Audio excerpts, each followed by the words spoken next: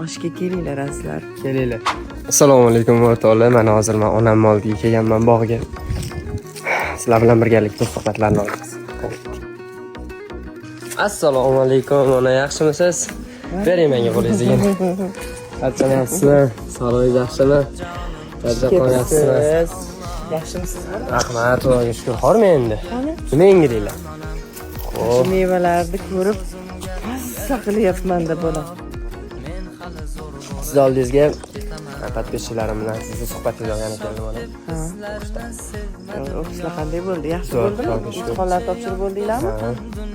Asal 3-kursdan o'tib oldik. Tez o'tadi. Bu Nanayadagi bog'imizga qachon podpисчиlarni taklif qilamiz?